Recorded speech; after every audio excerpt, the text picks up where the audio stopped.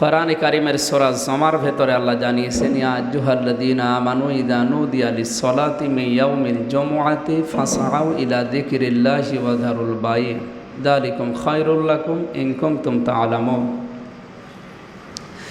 ওহে যারা ঈমানের দাবি করো তাদেরকে বলছি, যখন জমার দিন আযান দেওয়া হয়, আমাদের বেচা কেনা কাজকর্ম যা কিছু আছে সব কিছু ছেড়ে দিয়ে আমি আল্লাহর জিকিরের দিকে, নামাজের দিকে দৌড়াও। যালিকুম খায়রুল লাকুম ইন কুনতুম তা'লামুন, যদি এটা জানো বা এটা করো তাহলে তোমাদের জন্য ভালো হবে। এ পর্যন্ত আমরা যেটা বুঝেছি, আয়াতটা পড়ার পরে আমার মনে হচ্ছিল যালিকুম খায়রুল লাকুম, এইটাই তোমাদের জন্য ভালো হবে, তোমাদের লাভজনক হবে, এটাই তোমাদের বেনিফিট বেশি হবে। ইন কুনতুম তা'লামুন, যদি তোমরা এটা জেনে থাকো। বিষয়টা পড়ার পরে আমার মাথার ভেতরে ঘোরপাক খাচ্ছিল, আমাদের মেধাজা, আমাদের যে বোঝ শক্তি, দুনিয়ার চর্মচোখের এই লাভ এবং ক্ষতির এই বিষয়ে আমরা যেটা জানি, আমরা অনেক সময় উল্টা দেখি, লাভকে ক্ষতি মনে করি, ক্ষতিকে লাভ মনে করি। কেউ যদি মনে করে না ফ্যান দেওয়া, পৃথিবীতে বেশি দিন বেঁচে থাকাই লাভ, তাহলে আমাদের চাইতে হায়াতের জিন্দেগি অনেক বেশি পেয়েছিল ফেরাউন। 600 বছর একাধারে রাজত্বই করেছে, কোনোদিন মাথা ধরেনি, তাহলে ওর হায়াত বেশি ছিল, ও কি লাভবান? হায়াত বেশি থাকলেই সে লাভবান হবে, বিষয়টা এমন না। এরপরের বিষয়ে আমরা কারুনের কথা জানি, ইন্না কারুনা কানা মিন কওমি মূসা ফাবাগা আলাইহিম ওয়া আতাইনাহু মিনাল কুনুজি মা ইন্না মাফাতিহাহু লাতানুউ বিল উসবাতি উলিল কুওয়া। আল্লাহ তাআলা বলেন, ওকে এমন সম্পদ দিয়েছিলাম, উলিল কুওয়া দিয়েছে। 70টার উপরে তাফসিরে লেখা আছে যে এতগুলো যুবক মানুষ লাগতো তার শুধু সম্পদের যে চাবিগুলো বহন করার, শক্তিশালী কিছু মানুষ লাগতো শুধু চাবি বহন করতে। আপনার মাথার ভেতরে হয়তো এসেছে যে চাবি যদি এত হয় তাহলে তো বাক্স বা সিদ্ধ সম্পদ রাখার এই জায়গাগুলো কত ছিল। আমাদের এই ছোটোখাটো মেধায় ধরবে না, তার মানে সম্পদ যা ছিল সে অঢের, কিন্তু সে সফল হতে পারেনি, পেরেছে। ওয়াবতাগি ফীমা আতাকা আল্লাহু দারুল আখিরাতা ওয়ালা তানসা নাসিবাকা মিনাদ দুনিয়া ওয়া আহসিন কামা আহসানাল্লাহু ইলাইকা ওয়ালা তাবগিল ফাসাদা ফিল আরদ ইলা আখিরে আয়াত। সূরা কাসাসের ৭৭ নম্বর আয়াতে আল্লাহ জানিয়েছেন, হে নবী, আপনি মানুষদেরকে বলেন, আল্লাহ তোমাদেরকে যে যা পেয়েছে বা যে যা আল্লাহর কাছ থেকে পেয়েছো, এই বিষয়টা দিয়ে দুনিয়ার জীবনে যতটুকু তোমাদের কপালে আছে এইটা নিতে ভুলে যেও না। ওয়াবতাগি ফীমা আতাকা আল্লাহু দারুল আখিরাতা ওয়ালা তানসা নাসিবাকা মিনাদ দুনিয়া, দুনিয়ার জীবনে তোমার কপালে যা আসবে এইটা নিতে ভুলে যেও না।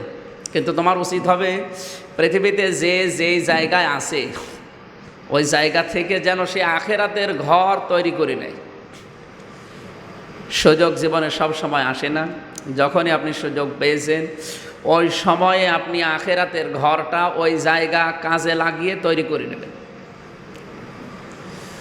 আমাদের এখন যিনি আইজি আছে, আপনারা জানেন, জনাব বেনজির আহমেদ, অনেকে একেবারে মরণ পর্যন্ত চেয়ারে থাকবে নাকি? সর্বোচ্চ 1 বছর 2 বছর। তো যতদিন ওই চেয়ারে আছে ততদিন ওনার যে মর্যাদা, চেয়ার থেকে নেমে গেলেও মনে হয় ওইরকম সম্মানই পাবে। ওরকম সম্মান যে পাবে না তার প্রমাণ এখন সাবেক আইজি যিনি আছে, তার কথার মূল্য আর ওনার কথার মূল্য এখন এক হবে। সুতরাং ওই রকম একটা নাম ধরে বললাম, ওই রকম প্রত্যেকটা জায়গায় যেখানে যে দায়িত্বে আছেন, আপনার চেয়ার যতদিন আছে আপনাকে যে সম্মান দেবে, চেয়ার পেছন দিক থেকে সরে গেলে ওই সম্মান আপনি আর পাবেন না। সুতরাং আপনাদের উচিত হবে যে যেখানে আমরা আছি তাকে সহ প্রত্যেকটি মানুষ আমাদের জায়গাটা যতদিন পর্যন্ত আমার আয়ত্তে থাকে, আমি এখান থেকে যেন আখেরাতের ঘর বা আখেরাতের পুঁজি তৈরি করে নিতে পারি। কিন্তু মনে রাখতে হবে দুনিয়ার আমার যতটুকু পাওনা আছে এটা যেন আমি আবার ভুলে না যাই। ওয়াহসিন কামা আহসানাল্লাহু ইলাইকা, তুমি মানুষের উপরে দয়া করবে অতটুকু যেভাবে তুমি আল্লাহর পক্ষ থেকে দয়া প্রাপ্ত হয়েছো। আপনি সেই ছোট্টবেলা থেকে শুরু করে হিসাব করে দেখবেন, হালাতা আলাল ইনসানি হাইনুম মিনাদ দাহারি লাম ইয়াকুন শাইয়্যাম মাযকুরা। আল্লাহ তাআলা বলেন, মানুষ কে কথা স্মরণ করে না যে জন্মের আগে তাকে উল্লেখ করার মতো কিছু সে ছিল না। জন্মের আগে উল্লেখ যে করব তাকে যে সে এইরকম 8 দিন হাসপাতালের মালিক ছিল, এ উল্লেখ করার মতো ছিল না। সে জন্মের আগে তো উল্লেখ করবো এরকম কিছুই ছিল না আমি আল্লাহর কাছে, আমি তাকে এই পর্যায়ে নিয়ে এসেছি। ওইটা কি ও ভুলে গেছে? আপনাকে প্রশ্ন দিচ্ছে ওই জায়গা থেকে। তার মানে আপনার বাবার ওই স্ফলিঙ্গ দিয়ে দ্রুত গতিতে বের হয়ে যাওয়া ওই নাপাক বীর্য থেকে শুরু করে এখানে জীবনের শেষ দিন পর্যন্ত আপনি যা পেয়েছেন এগুলো আল্লাহ স্মরণ করাচ্ছে যে তোমার উপরে আল্লাহর যে দয়াটা আছে এই দয়াটা কাজে লাগিয়ে তুমি আল্লাহর সৃষ্টির উপরে এই দয়া বিলোপন করবে। ফালা তাবগিল ফাসাদা ফিল আরদি, দুনিয়ায় বিশৃঙ্খলা তৈরি হয় এমন কোনো কাজে আঞ্জাম দেবে না এবং কারো পেছনেও তুমি লেগে থাকবে না। ইন্নাল্লাহা লা ইউহিব্বুল মুফসিদিন, অবশ্যই আমি আল্লাহ যারা ফ্যাসাদ সৃষ্টি করে বিশৃঙ্খলা তৈরি করে তাদেরকে আমি ভালোবাসি না। এই আয়াত থেকে আমাদের যেটা শিক্ষা, আমরা দুনিয়ার এই জীবনে যেখানে আসি এই জায়গাতে থেকে আমাদের মূল উদ্দেশ্য হচ্ছে আখেরাতের ঘর, আখেরাতের পুঁজিটা তৈরি করে নেওয়া। নয়তো এই সময় যেহেতু সব সময় আপনার ফরে থাকবে না, যখন সময় হারিয়ে যাবে, ক্ষমতা হারিয়ে যাবে, চেয়ার থাকবে না, তখন আফসোস করেও আর ওই কাজ করতে পারবেন না। কথার অর্থ হয়তো বোঝা গেছে নাকি? এটা ভিডিও হচ্ছে, রেকর্ড হয়ে কালকে সারা বিশ্বে ছড়িয়ে যাবে। আমি আহ্বান জানাবো সারা বিশ্বের যারা দায়িত্বে আছেন, আপনাদের উচিত হচ্ছে আপনার ওই জায়গাটার গুরুত্ব দেওয়া। যেখানে আপনি বসে আছেন ওখানে বসে আপনি আখেরাতের ঘর তৈরি করার ইচ্ছা পোষণ করেন, অবশ্যই পারবেন। আল্লাহ যেন আমাদের তৌফিক দেন। তাহলে টাকা পয়সা বেশি থাকলে, ক্ষমতায় বেশি দিন থাকলে, হায়াত বেশি দিন পেলে সেই লোকটা সফল, এটা বানোয়াট, এটা মিথ্যা কথা, এটা ধোঁকা। সফলকে কোরআনে কারিমের সূরা আলে ইমরানের 185 নম্বর আয়াতের মাঝের অংশে আল্লাহ জানিয়েছেন। আল্লাহ তাআলা বলেন, কুল্লু নাফসিন যায়িকাতুল মাউত ওয়া ইন্নামা তুওয়াফাউনা উজুরাকুম ইয়াওমাল কিয়ামাহ ফামান যুহজিহা আনিন নার ওয়া উদখিলাল জান্নাতা ফাকাদ ফাজ ওমাল হায়াতুদ দুনিয়া ইল্লা মাতাউল গুরুর। আল্লাহ তাআলা বলেন, আমি যাকে জীবন দিয়েছি তার মরণ একদিন হবে, হয় 2 দিন আগে নয় 2 দিন পরে, মৃত্যু একদিন আসবে, এইটাই সত্য। দ্বিতীয় নম্বরে আমি পারিশ্রমিক হিসাবে সে দুনিয়ায় যা পাবে মরণের পরে প্রত্যেককে তার ভালো হোক মন্দ হোক উজুরত পারিশ্রমিক পাওনা আমি মিটিয়ে দেব। ফামান যুহজিহা আনিন নার ওয়া উদখিলাল জান্নাতা ফাকাদ ফাজ, ওই লোকটার জীবন সফল যে লোকটাকে আমি আল্লাহ জাহান্নামের আগুন থেকে বাঁচিয়ে জান্নাত দিয়ে দিয়েছি। তাহলে সফলতার মাপকাঠি কোনটা বোঝা গেছে? সফলতার মাপকাঠি হচ্ছে মরণের পরে কাউকে যদি আল্লাহ জাহান্নাম থেকে বাঁচিয়ে জান্নাত দিয়ে দিয়েছি এই কথা বলে, তার জীবন সফল। আমাল হায়াতুদ দুনিয়া ইল্লা মাতাউল গুরুর। আল্লাহ তাআলা বলেন, হে পৃথিবীর মানুষেরা, দুনিয়ার জীবনটা খেল তামাশা, রং তামাশা ছাড়া, ধোঁকাবাজি ছাড়া কিচ্ছু না। আমরা পরীক্ষা দেওয়ার 1 মিনিট আগেও খাতা পাই না, পাই, এমনকি ঘন্টাও দেয় না। পরীক্ষা শুরু হবে 1 মিনিট আছে, খাতা দেবে না, আপনি মেরে ফেললেও খাতা পাবেন না। অথচ আমাদের পরীক্ষা এখন অনেক বাকি। আমার এখন 28-29 বছর বয়স, আমি এখনও যদি 50 বছর বাঁচি, তাহলে আমার পরীক্ষা শুরু হতে এখনও কত বছর? 50 বছর বাকি। আপনার বয়স যা, আপনি যদি এখনও 20 বছর বাঁচেন, তার মানে আপনার পরীক্ষা আসতে এখনও 20 বছর। তো 20 বছর আগে প্রশ্নপত্র আপনার হাতে আসার পরেও যদি আপনি ফেল করেন, তা আপনি কি ছাত্র? কি সে এক ছাত্র বই খাতা ব্যাগ সব নিয়ে হেড স্যারের কাছে এসে বলছে, স্যার হয় ছুটি দেন না আমি গেলাম। হেড স্যার চিন্তা করছে ও যে পজিশনে আছে ও ছুটি দিলেও চলে যাবে, না দিলেও পালাবে। ডাক দিয়ে বলছে, এই তোর রোল নাম্বার কত? বলছে, স্যার 82। তো ক্লাসে ছেলে মেয়ে কয়টা? 82টা। কথা বুঝতেছে? ক্লাসে ছেলে মেয়ে কয়টা? ওর রোল নাম্বার? খুব ভালো ছাত্র না? ওর জীবনের কোনো উদ্দেশ্য আছে? ও শুধু আসে, পালিয়ে চলে যায়। ওর জীবনের কোনো এম নেই, উদ্দেশ্য নেই, কিচ্ছু নেই, কোনো আশা আকাঙ্ক্ষাও নেই। ও শুধু আসবে, ওই চাপে পড়ে আসে মা বাবার, আর পালিয়ে চলে যায়। এই জন্য ওর রোল নাম্বার কত? আপনি এরকম যেন হবেন না। আপনি এই 50 বছর আগেও যদি এই প্রশ্নপত্র হাতে পাওয়ার পরেও লিখতে না পারেন, পাশ করতে না পারেন, তা আপনার রোল নাম্বার? আপনি নিজেই বলছেন 82। আল্লাহ যেন আমাদের এত নাম্বার রোল নাম্বারে না দেয়, অন্তত 1, 2, 3-এর ভেতরে থাকা দরকার। দুনিয়ার জীবন যেহেতু খেল তামাশা, রং তামাশা, ধোকা, আল্লাহ নিজে বললেন মাতাউল গরুর মানে ধোকা। মাতাউন শব্দের শাব্দিক অর্থ আর একটা আছে। মাতাউন শব্দের শাব্দিক অর্থ হচ্ছে ন্যাকড়া। কি ন্যাকড়া? কি খুব দামি জিনিস না?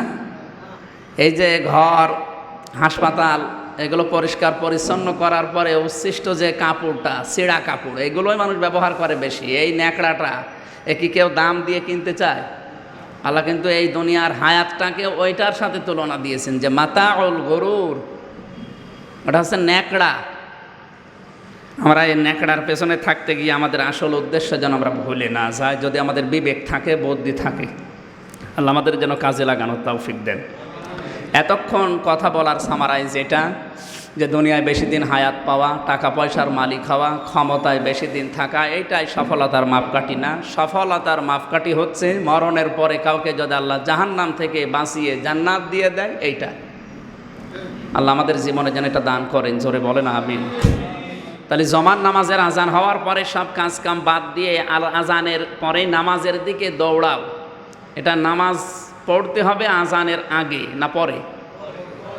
না, কথাটা ইদা নৌদিয়া লিসসালাতি মিন ইয়াউমিল জুমআ, আল্লাহ তাআলা বলেন যখন আজান হয়ে গেছে তখন মসজিদে যাও, না আজান হওয়ার আগে?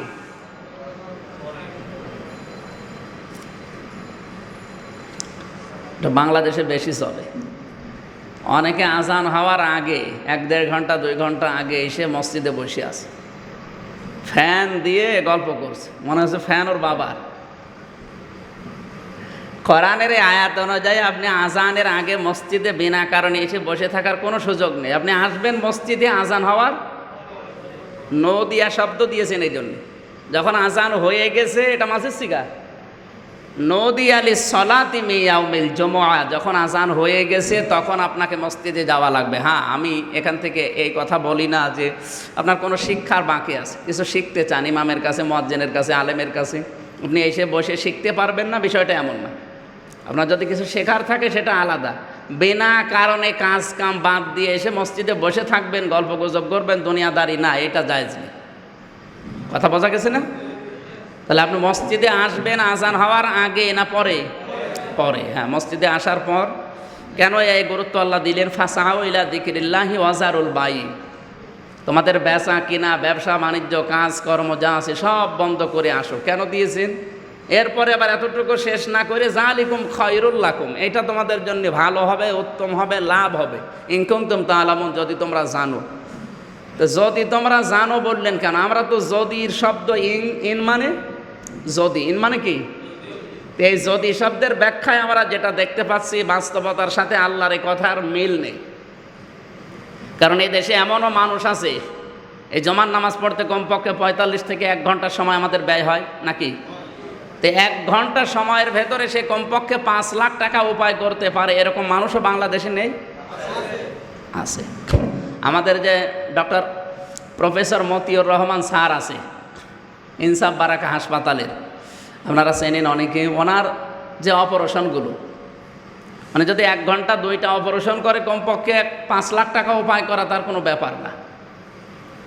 তাহলে আল্লাহর এই কথার সাথে ওনার জীবনের তো থিওরি মিলছে না। আল্লাহ বলছেন এটাই ভালো হবে, কিন্তু ওনার তো 1 ঘন্টায় অন্তত এই নামাজ না পড়লে কয় লাখ টাকা হইতো? কেমন হয়ে যাচ্ছে না? এটা কেন দিলেন? আল্লাহ তাআলা বলেন এইটা দিয়েছি এই জন্যে, ওনার 5 লাখ টাকা উনি ইনসাফ বারাকা হাসপাতালে বা এই আদ্দিন হাসপাতালে এসে অপারেশন করে 5 লক্ষ টাকা নিয়ে নামাজ বাদ দিয়ে বাড়িতে যাচ্ছে টাকা নিয়ে। মগবাজারের মোড়ে ছিনতাইকারী অথবা ডাকাত যারা আছে তারা ওনাকে ধরে টাকা তো নেবে, যদি দিতে না চায় কি করবে? মেরে ফেলতে পারে না? আল্লাহ তাআলা এই দিকে ইঙ্গিত দিয়েছে। আল্লাহ বলেন তুমি যদি নামাজ পড়তে আর তুমি নামাজের সমাজ যদি কায়েম করতে পারতে, তাহলে এই 5 লক্ষ টাকা উপায় করে নিয়ে বাড়ি পর্যন্ত যেতে আল্লাহ ছাড়া কোনো ভয় আর তোমার অন্তরে থাকতো না। কিন্তু যে সমাজে নামাজ নেই, নামাজের শিক্ষা নেই, শুধু টাকা উপায় করা আছে, ও টাকা উপায় করে তুমি ঠিক বাড়ি নিয়ে যেতে চাইবে, কিন্তু প্রতিমধ্যে হয়তো টাকাও যাবে, জীবনও যাবে। আল্লাহ তাআলা এই দিকে ইঙ্গিত দিয়েছেন যে শুধু আপনি জমান দিনে আজান হওয়ার পরে মসজিদে এসে নামাজ 1 ঘন্টা 2 ঘন্টা ধরে পড়ে চলে যাবেন না। আর চাইতে আপনি শিক্ষা নেন, আর এই শিক্ষাটা সমাজে, পরিবারে, রাষ্ট্রে ছড়িয়ে দেন। এটা যদি পরিবার, সমাজ এবং রাষ্ট্রে ছড়িয়ে যেত, তাহলে নামাজের যে সুফল, আকিমুস সালাত বলতে আল্লাহ যেটা বুঝিয়েছেন, এটা যদি আমরা দেখাতে পারতাম, অবশ্যই আমরা নামাজের যে সুন্দর, নির্মল, স্বচ্ছ একটা পরিবার, সমাজ এবং রাষ্ট্র দেখতে পেতাম। ওই জন্য কোরআনে আল্লাহ কোনো জায়গায় যে নামাজ পড়ো এমন কথা বলেন। এক জায়গায় আছে শুধু ফাসাল্লি, নামাজ পড়ো, ওই যে সূরা কাউসারের ভেতরে। তাছাড়া কোরআনে যেখানে দেখবেন সেখানে কি আছে? সেখানেই দেখবেন আকিমুস সালাত, নামাজ কায়েম করো। নামাজ কায়েমটা কি? কায়েম শব্দটার শাব্দিক অর্থ আমরা যেটা দেখি, কায়েম মানে প্রতিষ্ঠিত থাকা, যেটা সমাজে প্রচলন আছে। আমাদের এই দেশে পোশাক পরা কায়েম আছে। পোশাক পরা কি আছে? প্রচলিত আছে, সবাই পোশাক পরে, এই 2-1 পাগল ছাগল ছাড়া সবাই পোশাক পরে। এই জন্যে আমরা উলঙ্গ মানুষ চোখে দেখতে পাই না, নাকি? অন্যান্য দেশে হয়তো পোশাক পরা একেবারে আমাদের যে পোশাক, এরকম পোশাক পরা প্রচলন নেই, এই জন্য ওদের পোশাক আছে কিন্তু ওই নেংটি, এরকম দেশ তো দুনিয়ায় নেই। তাহলে তাদের দেশে পোশাক পরা এটা কায়েম নেই, এটা কায়েম আছে, আমাদের দেশে আছে। এই জন্য কোনো উলঙ্গ মানুষ এসে যদি বলে যে আমি আপনাদের ইমাম, নামাজ পড়াতে দেবে? কারণ আপনার এই দেশে, এই সমাজে কি কায়েম করা আছে? পোশাক। আল্লাহ কিন্তু এইটা ইঙ্গিত দিয়েছে যে যখন জমান নামাজ হয়ে যাবে, তুমি সব কাজ কাম বাদ দিয়ে নামাজে যাবে। নামাজে যে কী করবে? ওখান থেকে তো শিক্ষা নিয়ে ওই পরিবার, সমাজ এবং রাষ্ট্রে ওইটা দেখানো লাগবে। আমাদের দেশে এই জন্যে নামাজ পড়া আছে, তো নামাজটা কায়েম নেই। নামাজের ভেতরে যে শব্দগুলো বলছি, এগুলো একটা অনুষ্ঠান। এই যে 5 ওয়াক্ত আজান দেওয়া, কাতার সোজা করা, সুন্দর কেরাত দিয়ে ইমাম সাহেব নামাজ পড়া, এগুলো একটা অনুষ্ঠান। এগুলো কি? কিন্তু এই অনুষ্ঠান থেকে দিতে চাওয়া আল্লাহর যে শিক্ষা, এটা ব্যক্তি, পরিবার, সমাজ এবং রাষ্ট্রে লাগবে, ওইটা নেই। কথা বোঝাতে পারিনি? আমাদের দেশে এখন কি নামাজের অনুষ্ঠান আছে না নামাজের শিক্ষা আছে? অনুষ্ঠান কিন্তু সুন্দর সুন্দর হয়। যে মসজিদ যত সুন্দর দেখবেন, সেখানে অনুষ্ঠানগুলো এরকম আরও অ্যাক্টিভ হয়ে করে। ঠিক একেবারে সময় মতো আজান হচ্ছে 5 ওয়াক্ত, ইমামও এরকম সৌরালা ইমাম, নামাজের কাতারও ঠিক আছে, সুন্দর সূরা কেরাত দিয়ে অনুষ্ঠানগুলো পুঙ্খানুপুঙ্খানুভাবে আদায় হচ্ছে। কিন্তু এই অনুষ্ঠান থেকে আল্লাহ যেটা দিতে চায় ওইটা আমরা নিতে নারাজ। আমাদের কুষ্টিয়ায় মেডিকেল কলেজ, হাসপাতাল হচ্ছে। সরকারের একটা উদ্দেশ্য কি? যে এখানে বাংলাদেশের বিভিন্ন জেলার ছেলেমেয়েরা আসবে, এখানে যে বড় বড় ভবনগুলো আজ প্রায় 2-3 বছর একাধারে চলছে, বড় বড় হোস্টেল হচ্ছে, গবেষণাগার হচ্ছে, স্যারদের থাকার জায়গা হচ্ছে, একটা মসজিদ বানাচ্ছে, 1 লক্ষ মানুষ যেন এক জায়গায় নামাজ পড়তে পারে। হানিফ সাহেব আমাদের এমপি এগুলো সব করছে। ওনাদের উদ্দেশ্য কি? যে ছেলেমেয়েরা এখানে আসবে, খাবে, পায়খানা করবে, বাড়ি চলে যাবে, নাকি? কি এখানে আসবে, থাকবে, লেখাপড়া করবে, গবেষণা করবে। এই যে যেগুলো করছে এগুলো শেষ না। এই গবেষণালব্ধ বিষয়, শিক্ষার এই বিষয়গুলো ওনারা বাংলার বিভিন্ন জেলায় যেয়ে সেবার মাধ্যমে ছড়িয়ে দেবে। এইটা মেডিকেল কলেজ, হাসপাতাল কুষ্টিয়া, এটা বানানোর উদ্দেশ্য। কথা বোঝা যায়নি? তাহলে নামাজ আল্লাহ দিয়েছে খালি অনুষ্ঠান করার জন্যে নাকি শিক্ষা নেওয়ার জন্য? শিক্ষা যদি নাই নিতে পারেন বা ছড়িয়ে দিতে না পারেন, তাহলে অনুষ্ঠান করে ওখানে যত সুন্দর সুন্দর অনুষ্ঠানই হোক না কেন, সরকারের কোনো লাভ। আমি কথা যদি বোঝাতে পারি আলহামদুলিল্লাহ। তাহলে আমাদেরও নামাজ জমার আজান হওয়ার পরে এসে শুধু অনুষ্ঠান করলেই হবে না, এখান থেকে শিক্ষা নিয়ে আল্লাহকে দেখাতে হবে। তাহলে আল্লাহর যে উদ্দেশ্য যে যালিকুম খয়রুল লাকুম, এটা তোমাদের জন্য ভালো হবে, ওইটা আমরা পেতে পারি। হয়তো বোঝা গেছে? তাহলে মেডিকেল কলেজের উদ্দেশ্য সরকারের কি আপনি কি বুঝেছেন? শুধু অনুষ্ঠান করা? অনুষ্ঠান থেকে যে শিক্ষাগুলো ছাত্রছাত্রীরা নেবে, ওই শিক্ষাটা বাংলার বিভিন্ন জেলায় যেয়ে সেবার মাধ্যমে ছড়িয়ে দেবে। আল্লাহ তুমি নামাজ আকিমুস সালাত বলতে যেটা বুঝিয়েছো, এটা যেন আমরা তোমাকে দেখাতে পারি। জোরে বলেন আমিন। আর এটা যদি আপনি দেখাতে পারেন, তাহলে ওই যে দোয়া করেন রব্বানা আতিনা ফিদ দুনিয়া হাসানা ওয়া ফিল আখিরাতি হাসানা ওয়া কিনা আযাবান নার, এটা আপনি পাবেন। তাছাড়া কিয়ামত পর্যন্ত শুধু দোয়া করেই যাবেন, কিন্তু দুনিয়ার হাসানা কি, আখিরাতের হাসানা কি আপনি কিছুই জানেন না, তো দোয়া করে কি করবেন? দুনিয়ার হাসানা হচ্ছে 10টা, যে একটা 10টা জিনিস দুনিয়ায় পাবে সে যেন দুনিয়ার হাসানা পেয়েছে। আখিরাতের হাসানা 5টা, যে লোকটা মরণের পরে 5টা জিনিস পাবে সে যেন আখিরাতের হাসানা পেয়েছে। ওয়াকিনা আযাবান নার, 3 নাম্বার হচ্ছে জাহান্নামের আগুন থেকে বাঁচাও। আর জাহান্নাম আগুন থেকে বাঁচার উপায় একটা। কয়টা? আমার আলোচনা হচ্ছে ওইটা না, আমার আলোচনা আর একটা। তাহলে আমরা শুধু ওই দোয়া করে শেষ করে দিলে কিন্তু হবে না, আপনাকে ওই 10টা জিনিস পাওয়ার জন্যে চেষ্টা করা লাগবে। দুনিয়ার হাসানার ভেতরে আমি অন্যতম পেয়েছি হচ্ছে পরিশ্রম করতে পারার নাম হচ্ছে দুনিয়ার হাসানা। আজ শুধু আমাদের ধান্দা যে বসে বসে খাবো না, যার যে যোগ্যতা ওই যোগ্যতা অনুযায়ী তাকে পারিশ্রমিক দেওয়া লাগবে। ওই যোগ্যতা অনুযায়ী সে যদি কাজ না করে পারিশ্রমিক নেয়, ওইটা তার জুলুম।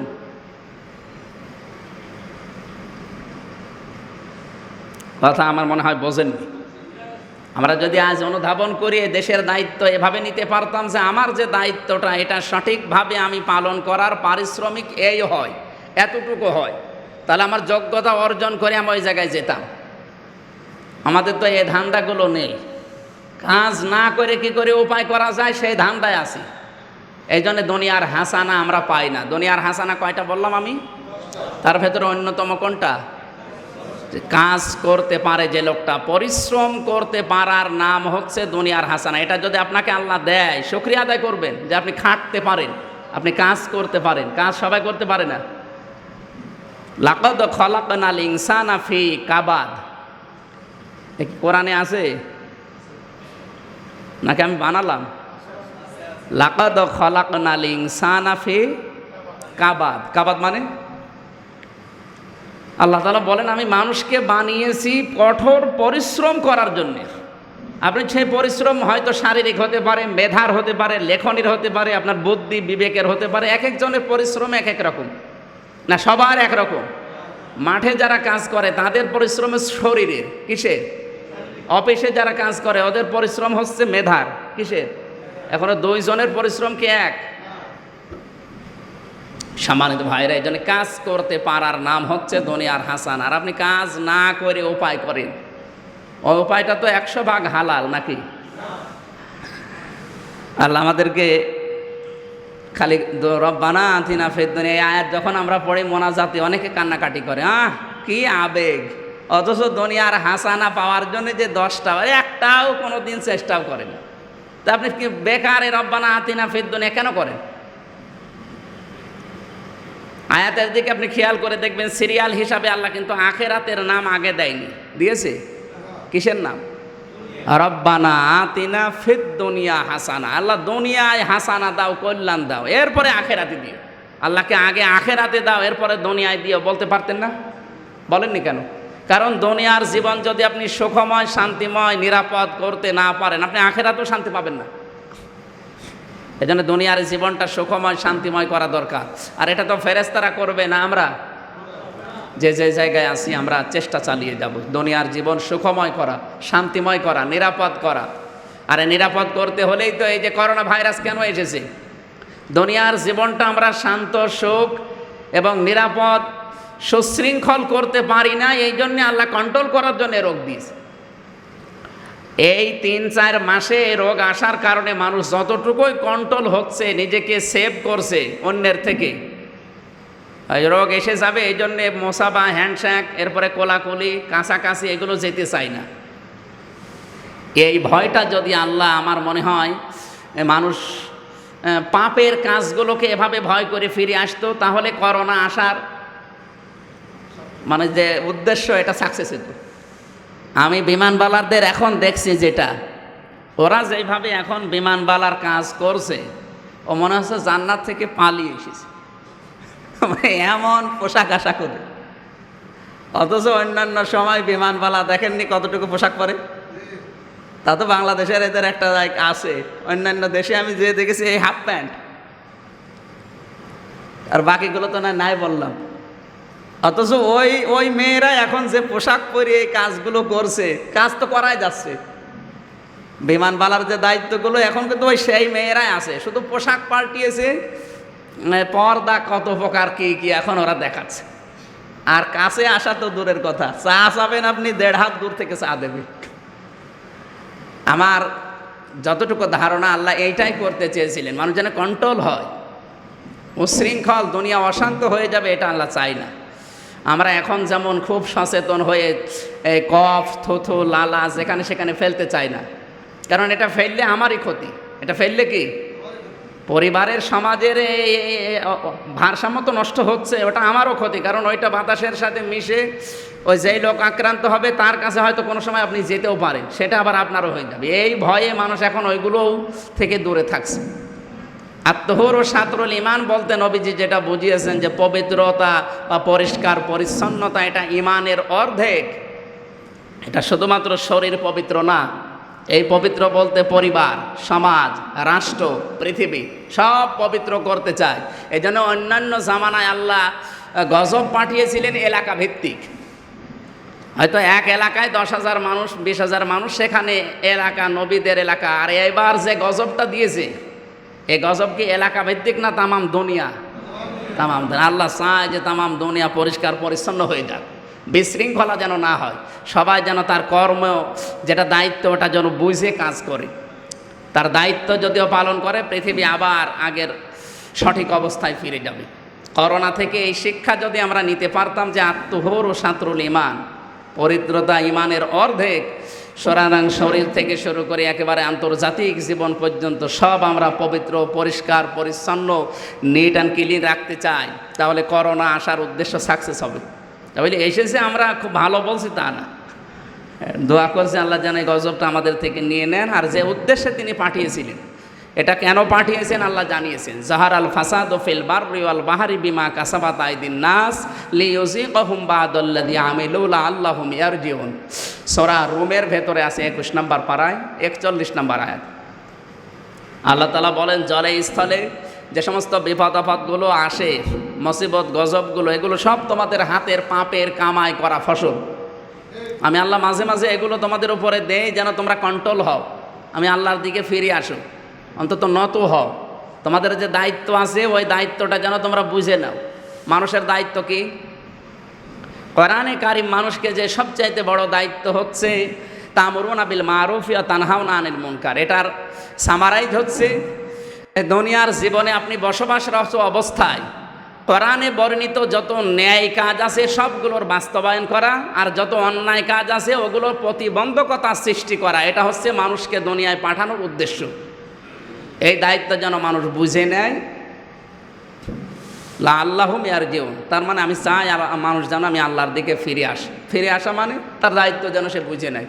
আল্লাহ আমাদেরকে করোনা থেকে বাঁচাবেন যদি আমরা আমাদের মেন দায়িত্বে যেটা আছে এটা যদি আমরা বুঝে আমল করতে পারি। আল্লাহ তুমি আমাদেরকে অন্তত তৌফিক দিও, সকলে বলেন আমিন। গত কয়েক সপ্তাহ ধরে আমরা কথা বলছিলাম বিশেষ করে বড় বড় কবিরা গুনার, এর সাথে একটা রিলেটেড বিষয় আজকে বলবো। বাংলাদেশের প্রচলিত ধারণায় গোনা মাপের বা গোনা পরিমাপ করার যে ভ্রান্ত ধারণা ঘোরপাক খায়, এইটার কারণে মানুষ অন্যায় ছাড়তে পারে না। আমরা এতদিন জানতাম যে মিজানের পাল্লা বলে একটা পাল্লা আছে, না নেই? মিজানের পাল্লা সম্পর্কে আমাদের ধারণা কি? যে কিয়ামতের দিন ডক্টর মহিউদ্দিন সাহেবের এই 70-80 বছরের নেক কাজ আল্লাহ এক পাল্লায় তুলে দেবে, আর ওনার এই 70 বছরের জীবনের গোনার কাজ আর এক পাল্লায় তুলে দেবে, দিয়ে মাপ দেবে। দাঁড়ি পাল্লায় যেইটা ভারী হবে সেই দিকে আল্লাহ ওনারে দিয়ে দেবে, নাকি? মিজানের পাল্লা যখনই নাম শুনি তখন তো এই ধারণায় আমাদের আসে কথা বোঝা লাগবে। এ ধারণা কি আমাদের আছে? এ ধারণা সঠিক না। আমি আগেই বলেছি, প্রথম যখন এই জমায় নামাজ আমি আদায় করাই তখনই আমি আলোচনায় বলেছিলাম, আমরা কিন্তু গতানুগতিক কথা বলি না। কোন বাবা আকাশ দিয়ে উড়ে গেছে, পানির নিচে ডুব খেয়েছে, এসব আমরা বলি না। আমরা বলতে চাই গবেষণামূলক বিষয়। এখান থেকে আপনি এতদিন যা শুনেছেন, না, ওইভাবে হবে না। কোরআনে কারিমের যে শব্দগুলো আমরা বিশেষ করে এই ওজন সংক্রান্ত, মাওয়াজিন, সাকুলাত, কিস্ত, এই শব্দগুলো কোরআনে আছে। ফাম্মা মান সাকুলাত মাওয়াজিনুহু ফাহুয়া ফি ঈশাতির রাদিয়া, বা ওয়াম্মা মান খাফফাত মাওয়াজিনুহু ফাউম্মুহু হাবিয়া, এরকম শব্দগুলো শুনি নাকি? খাফফাত, সাকুলাত, মাওয়াজিন, এরপরে কিস্তি, এরপরে মিজান, এই শব্দগুলোর এখন আধুনিক ব্যাখ্যা বের হচ্ছে।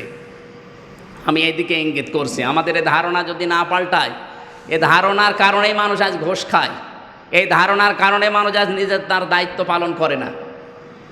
ও মনে করে যে একবার সুবহানাল্লাহ বললে নেকি হয়, মনে করেন 100টা। কয়টা বলেন না কেন? একবার চুরি করলে গোনা হয় 90টা। কয়টা? একটা চুরি করলাম আমি একজনের জিনিস বা আমার দায়িত্ব যেটা ছিল, সই না করে 10টা টাকা ঘুষ নিলাম, আমার গোনা হয়েছে কয়টা? 90টা। আর একবার সুবহানাল্লাহ বললে নেকি হচ্ছে, ও হিসাব করে যে আমার ওই যে কাটাকাটি 10টা তো অন্তত উদ্বৃত্ত থাকছে। এরকম প্রতিদিন এরকম কিছু কাজ করব যেন গোনার চাইতে নেকি বেশি হয়ে যায়। আসলে তো মাপ তো এভাবে হবে না। এতদিন যারা এই মাপে আছেন, আপনি একটা আয়াত বা একটা হাদিস দেখাতে পারবে না, শুধু শুনে শুনে। মিজান কি আপনি গবেষণাও কোনোদিন করেননি। পৃথিবীতে যে মাপ দেওয়ার যে বিষয়গুলো আছে, আমরা মাপ দেই, একটা জমি মাপবেন, তখন কি জমিটা দাঁড়িপাল্লার উপরে তুলে মাপেন? কি দিয়ে? মিটার দিয়ে, গজ দিয়ে। কি বলেন না কেন? দুধ মাপবেন, দুধ, এ দুধ মাপতে হলে কি দাঁড়িপাল্লার উপরে তুলে দেওয়া লাগে না? কি দিয়ে মাপেন? বাটখারা দিয়ে, লিটার দিয়ে, সিসি দিয়ে, এরকম জিনিস দিয়ে নাকি? আর একটা বিষয় আছে মাপের, ভরের ভিত্তিতে না, গুরুত্বের ভিত্তিতে মাপা। এটা আর ভর দিয়ে বা মিটার দিয়ে না, এটা মাপতে হয় গুরুত্ব দিয়ে। একটা কাজের মৌলিক এবং অমৌলিক কোনো বিষয় থাকে। আমি আবার বলছি, খুব ভালো করে শুনবেন, বাইরে যে গেবত করতে পারবেন না, দরকার হয় আমার কাছে বসেন। মাপের যে বিষয়গুলো বলছি, একটা হয় গজ, মিটার, এরকম সুতা, ফিতা, দড়ি, এগুলো দিয়ে। আর একটা হয় বাটখারা, সিসি, কেজি, লিটার, এগুলো দিয়ে নাকি? আর একটা মাপ আছে। আর একটা মাপ কি? ওটা মৌলিক এবং অমৌলিক বা ভরের গুরুত্বের ভিত্তিতে কাজটা মাপা হয়। এই এই এই মসজিদটার মৌলিক কিছু বিষয় আছে এবং অমৌলিক কিছু বিষয় আছে। আল্লাহ এই শিক্ষাগুলো নামাজের মাধ্যমে দিয়েছে মানুষকে। এই মসজিদের মৌলিক বিষয় কয়টা? 2টা। একটা হচ্ছে এই যে চারিদিকের যে খুঁটিগুলো আর ছাদ। আপনি কি আছেন এখানে? আমি আবার বলছি ভাই, যেহেতু নতুন বিষয় তো আমরা মাথার ভেতরে ঘোরপাক খেতে পারে। আমি দলিল দিচ্ছি, দরকার হয় এগুলো লিখে বাড়িতে যে মিলাবেন। এই মসজিদের মৌলিক বিষয় হচ্ছে খুঁটি আর ছাদ। খুঁটি আর ছাদ যদি থাকে, মানুষজন দূর থেকে দেখলে বলবে না এটা কি মসজিদ। এর অমৌলিক কিছু বিষয় আছে। অমৌলিক বিষয় এই যে ক্যামেরাগুলো, এগুলো যদি না থাকে মানুষ বলবে যে এটা মসজিদ না, নাকি বলবে না? এরপরে যে ফ্যান, এই যে টিপটাপ করা যে ঘড়িটা, এরপরে লাইট, এগুলো যদি না থাকে মসজিদ কেউ বলবে না। কিন্তু ওগুলো থাকলে মসজিদের সৌন্দর্য বৃদ্ধি পায়। ওগুলো মৌলিক না অমৌলিক বলেন? নামাজের ভেতরে আল্লাহ এই শিক্ষাটা বারবার দিয়েছে। কি সেটা? এতদিন খালি নামাজ পড়িয়ে যাচ্ছে। নামাজের মৌলিক বিষয় হচ্ছে 13টা। নামাজের মৌলিক বলতে ফরজ। মৌলিক মানে ফরজ বিষয়কে কি বলা হয়? মৌলিক। নামাজ পড়তে হলে বাইরে ভেতরে দিয়ে মৌলিক বিষয় আছে কয়টা? 13টা। তার প্রথম কি? নামাজের ফরজ বাইরে বেশি না ভেতরে বেশি? 13টা ফরজ নামাজের, বাইরে এবং ভেতরে দিয়ে। ভেতরে বেশি ফরজ না বাইরে?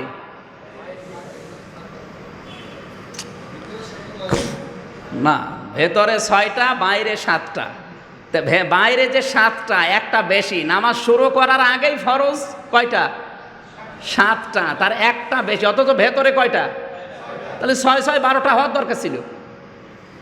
নামাজের ভেতরে ফরজ 6টা, বাইরে 7টা, বাইরে যে একটা বেশি, কোনটা? এ কি নামাজের ফরজও জানে না নাকি? নামাজের বাইরের যে ফরজ একটা বেশি, কোনটা? শরীর পাক। এই শরীর বলতে কি শুধু আপনি 3.5 হাত বডি বোঝেন? না, নবীজির কথা ছোট, ব্যাখ্যা বেশি। আল্লাহর নবী শুধু শরীর পাক বলতে আমার এই 3.5 হাত বডি বোঝাননি। এই শরীর বলতে আমার পরিবার, আমার সমাজ, আমার রাষ্ট্র, প্রত্যেকটা একটা শরীর, এমনকি তামাম দুনিয়ার সব মুসলমান একটা শরীরের মতো। পৃথিবীর কোনো প্রান্তে যদি একটা মুসলমানের কিছু হয়, অন্তত আপনি বাংলাদেশ থেকে অন্তত বলা লাগবে যে আহ, কারণ কোনো জায়গায় কেটে গেলে আপনি যেমন টের পান, তামাম দুনিয়ার 175 কোটি মুসলমানের কিছু হলে আপনাকে টের পাওয়া লাগবে। নামাজের আগে যে 13টা, বাইরে যে 7টা ফরজের প্রথম ফরজ, এই সেই ফরজ। এই ফরজ আজ নামাজ পড়ছে 50 বছর, এই ফরজও জানে না। এই জন্য মায়ের খায় কাশ্মীরে, ওই এখান থেকে কিচ্ছু বলে না, বলো ওটা ওদের ব্যাপার। আমি কি ইঙ্গিত কি দিয়েছি ঠিক মতো নাকি? আপনারা মনে হয় ওই 82 রোল নাকি? অবশ্যই আপনারা বুঝেছেন। তো এখানে নামাজের মৌলিক বিষয় কয়টা পেলাম? সবাই বলেন। এই 13টার একটাও যদি মহিউদ্দিন স্যার বাদ দেয়, 12টা পালন করেছে, একটা বাদ দিয়েছে, ওনার নামাজ কি কমপ্লিট না পুরাটাই বাদ?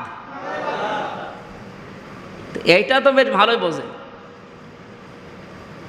যে ওনার 13টা ফরজ ছিল নামাজের ভেতরে এবং বাইরে মিলে, উনি 12টা পালন করেছে, একটা করে নাই। তো একটা না করলে হয়তো 100-র ভেতরে 95 হবে, 5 নাম্বার নাই কেটে নিল নাকি? পুরাটাই বাদ কেন?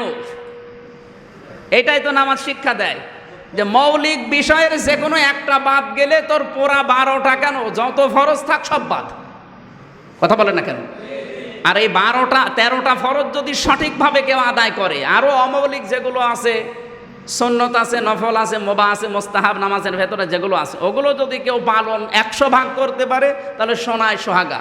যদি ওর ভেতরে 2-1টা ছেড়েও যায়, কথা বলে না কেন, নামাজ তো হবে কিন্তু কাঙ্ক্ষিত মানের নামাজ হবে না। এখন সুন্নত যেগুলো আছে, মনে করেন 19টা সুন্নত আছে, এই 19টার ভেতরে যদি একটাকে ছেড়ে দেয়, ওর নামাজ হবে না? বলেন না কেন? নামাজ হবে, কিন্তু কি কম হবে?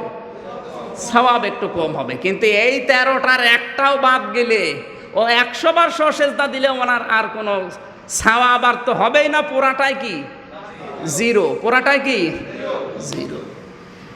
আমরা এইটা বলার জন্য এই পর্যন্ত এসেছিলাম। তাহলে সওয়াব মাপা হবে আপনার এই দাড়ি পাল্লায় তুলে দিয়ে না, আপনার সওয়াব মাপা হবে আপনার জীবনের গুরুত্বের ভিত্তিতে। এই জন্য আজকের আয়াতে আমরা সূরা আলে ইমরান, এই কি বলে, নিসার 31 নম্বর আয়াতে যেটা পেলাম, ইন তাজতানিবু কাবাইরা মা তুনহাউনা আনহু নুকাফির আনকুম সাজ্জিয়াতিকুম ওয়া নুদখিলকুম মুদখালান কারীমা। আল্লাহ তাআলা বলেন, হে নবী, মানুষকে জানিয়ে দেন, তারা যদি বড় বড় অপরাধ থেকে বেঁচে থাকতে পারে, তাহলে আমি তাদের জীবনের ছোট অপরাধগুলো শুধু মাফ করব না, ওই জায়গাটা নেকি দিয়ে পরিবর্তন করে দেব। নদখিলকুম, তাদেরকে প্রবেশ করাবো, মদখলান কারিমা, সম্মানিত একটা জায়গায়, তার নাম কি? জান্নাত।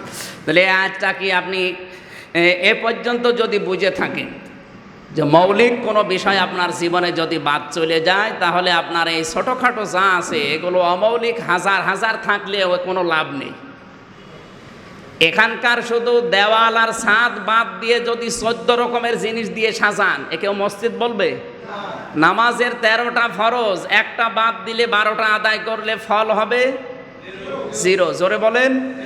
জাকাত দেওয়ার নিয়ম 8টা জায়গায়, কোথায়? এই 8 জায়গা বাদ দিয়ে পৃথিবীর হাজারো জায়গায় জাকাত দিয়েছেন, আপনার জাকাত তো আদায় হবে না, ফল হবে। ইসলামের প্রত্যেকটি বিধান থেকে আল্লাহ এটা শিক্ষা দিতে চায়। হজের ফরজ 3টা, কয়টা? আর ওয়াজিব 5টা, কয়টা? এখন 3টা ফরজের একটা বাদ দিয়েছেন, আর আপনি হাজারো যে সুন্নত নফল আছে ওগুলো পালন করলেন, আপনার হজ হবে না সওয়াব হবে কি? জিরো। জোরে বলেন। আমরা এই 2 সপ্তাহে যেটা বলেছিলাম তা সামারাইজ এবার বলছি। আল্লাহ যে বারবার কোরআনে প্রায় 17টা আয়াত আছে। আল্লাহ তাআলা বলেন, হে নবী আপনি মানুষকে বলেন তারা যেন বড় বড় অপরাধ থেকে নিজেদেরকে বাঁচিয়ে রাখে। তাহলে ছোটোখাটো যে অপরাধগুলো তাদের হয় ওগুলো তাদের অজুর দ্বারা, তাদের দান সাদগার দ্বারা, তাদের এক জমা থেকে আরেক জমা নামাজের দ্বারা, অথবা এক রমজান থেকে আরেক রমজানের রোজা দ্বারা, মাঝখানের সগীরা ছোট গোনা মধ্যম গোনা আমি আল্লাহ মাফ করে দেব। কিন্তু বড় অপরাধ থেকে আপনাকে বেঁচে থাকা লাগবে। বড় অপরাধ থেকে যদি বেঁচে থাকতে না পারেন তাহলে এটা মৌলিক ভুল। আর একটা মৌলিক ভুল বাদ গেলে আপনার জীবনের আর যা আছে সবগুলোর ফল হবে 0 বা 0। 0 বা গত 2-3 সপ্তাহ ধরে আমরা 70টা মৌলিক অপরাধের ভেতরে 17টা বলেছিলাম। আপনাদেরকে একটাও মনে আছে? বলেন তো, একটা বলেন তো। আমি কি কবরস্থানে কথা বলি? কিছুই যদি মনে রাখতে না পারে তে আমার তো কষ্ট হয়ে যাবে। আর এতগুলো সব একদিনে তো বলাও যায় না, ভেঙে ভেঙে। একবার প্রথম থেকে শুরু করেছিলাম শিরিক দিয়ে। আর এক একটা শব্দে যে এত কথা থাকে, যত ব্যাখ্যা করবেন তত নতুন নতুন তথ্য পাবেন। ইন্টারনেটে তো দেওয়া হয় এই কারণে আপনাদের সুবিধার্থে। আপনি একবার শুনবেন মনে থাকবে, মেধা আপনার অত ভালো না, এই জন্য আমরা ইন্টারনেটে দিয়ে দিই। আদ-দ্বীন কর্তৃপক্ষ থেকে শুরু করে আমাদের এই যে মুফতি আমির হামজা কুষ্টিয়া নামে একটা ইউটিউব চ্যানেল খুলেছে এই কর্তৃপক্ষ, আগামী সপ্তাহ থেকে এনারা এই আলোচনাগুলো এই 12 মিনিট 15 মিনিট সামারাইজ করে আপনাদের দেবে। পরবর্তীতে নামিয়ে নেবেন, নিয়ে দেখবেন যে মৌলিক ভুল আপনার জীবনে আছে কিনা। মৌলিক যে অপরাধগুলো এখন বলছি আমি আবার একটু টাচ দিয়ে নেই। মৌলিক অপরাধের ভেতরে প্রথমে শিরিক, মানুষ হত্যা করা, জাদু করা, নামাজ ত্যাগ করা, জাকাত না দেওয়া, রোজা ভঙ্গ করা, হজ না করা, এরকম 17টা বিষয় বলেছিলাম। আজকে বলছি 18 নম্বরে। এগুলো যদি কারো ভেতরে থাকে, শুধু নামাজ পড়ে রোজা রেখে পর্দা করে আপনি জান্নাত পাবেন না।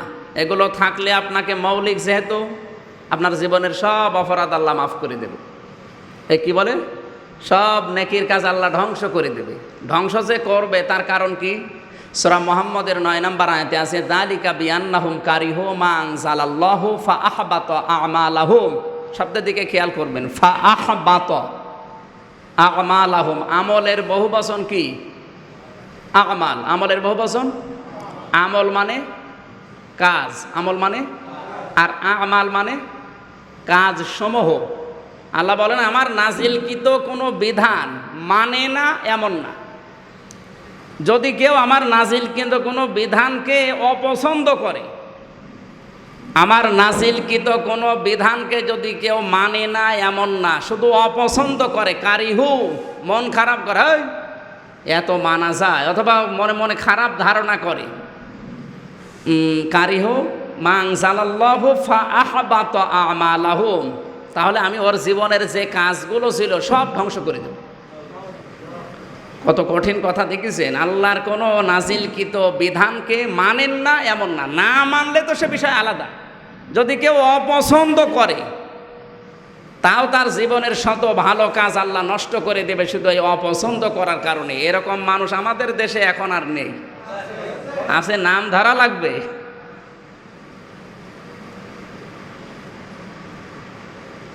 এই আয়াতগুলো পড়লে শরীর শিউরে ওঠে।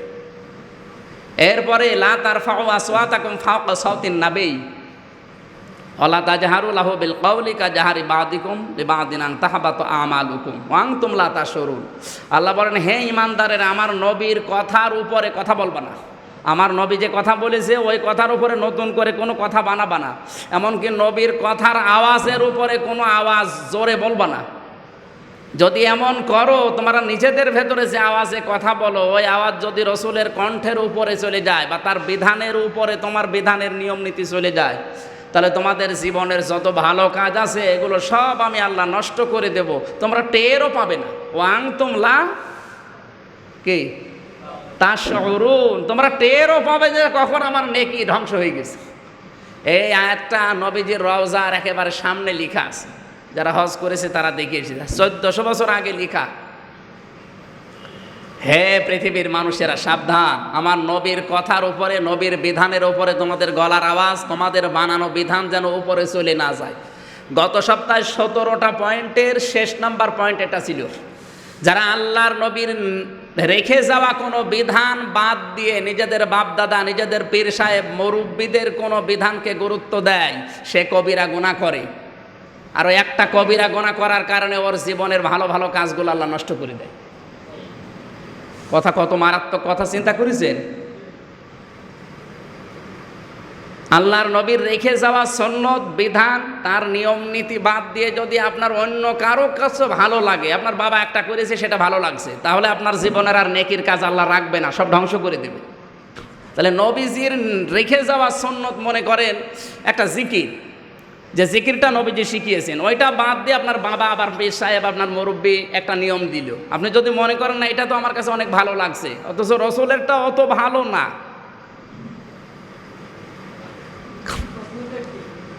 রসুলেরটা তো ঠিক আছে, কিন্তু আমার মনের কাছে মা মেনে নিচ্ছে না। না, এই যে জিকির লাফা ঝাপ দেওয়া লাগবে, এক জায়গায় নারী পুরুষ যদি জিকির করা হয় অন্তত গোতা গাতা দেওয়া হয়, আর একটু ভালো লাগবে নাকি? কিন্তু এই নিয়ম তো রসুলের কাছে ছিল না। সুতরাং রসুলেরটা বাদ দিয়ে আপনার পীরেরটা, আপনার মুরব্বীরটা, আপনার বাবারটা যদি আরো ভালো লাগে, আল্লাহ তাআলা এই মানুষগুলোর জন্য হুঁশিয়ার দিয়েছেন। সূরা তাওবার ভেতরে আছে 10 নম্বর পারা 9 নম্বর পৃষ্ঠা, ইয়া আইয়ুহাল্লাযীনা কুল ইন কানা আবাউকুম ওয়া আবনাউকুম, এখানে 9 প্রকার মানুষের নাম আছে। হে নবী, আপনি তাদেরকে বলেন, তাদের বাপ দাদা, তাদের মুরব্বীরা, তাদের সন্তানেরা, তাদের স্ত্রী, তাদের প্রতিবেশী, এই ব্যবসায়িক মাল, তাদের সম্মান, এগুলো যদি আমি আল্লাহ, রাসূল আর আমার রাস্তায় টিকে থাকা জিহাদ করার চাইতে বেশি পছন্দনীয় মনে হয়, তাহলে আয়াতের শেষের দিকে কি আছে? ফাতারাব্বাসু হাত্তা ইয়াতি আল্লাহু বিআমরি, তাহলে আমি আল্লাহর আযাব আসা পর্যন্ত অপেক্ষা করো। আমি আয়াতের ব্যাখ্যাটা করতে পারলে অনেক ভালো হতো, আজকে সময় যেহেতু কম এজন্য এদিকে যেতে পারছি না। আপনার সূরা বাকার তাওবার 10 নম্বর পারা 9 নম্বর পৃষ্ঠা, অন্তত মনে হয় 32-33 নম্বর আয়াত হবে, এগুলো দেখে নেবেন, খুব ভালো হবে। আল্লাহ আমাদেরকে যেন তৌফিক দেন, আমিন। আজকে যে বিষয়গুলো বলতে চাচ্ছিলাম মৌলিক, তাহলে এই আয়াতটা কি বোঝা গেছে যে আল্লাহর কোনো নাজিলকৃত বিধানকে কেউ যদি অপছন্দ করে, ওর কি হয়? ওর জীবনের যা ভালো কাজ ছিল আল্লাহ কি করে দেয়?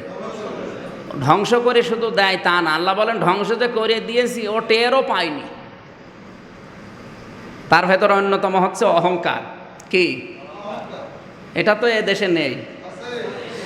এরপরে মিথ্যা সাক্ষ্য দেওয়া, এগুলো কিন্তু সব মৌলিক। এই ঘরের যেমন দেওয়াল আর ছাদ মৌলিক, এই দুটো বাদ দিলে ঘর হয় না, এগুলো মৌলিক। এগুলো থাকলে আপনার জীবনের সব শেষ। এরপরে হিংসা, এরপরে চকলখড়ি করা, একের কথা অন্যের কাছে লাগিয়ে সম্পর্ক নষ্ট করে দেওয়া, এরপরে এই লটারি কাটা, জুয়া খেলা, টাস খেলা, এই যে ক্যাসিনোতে যেগুলো চলছিল, ক্যাসিনোতে যারা জড়িত দেখবেন অধিকাংশগুলোই হাজি, কি আলহাজ।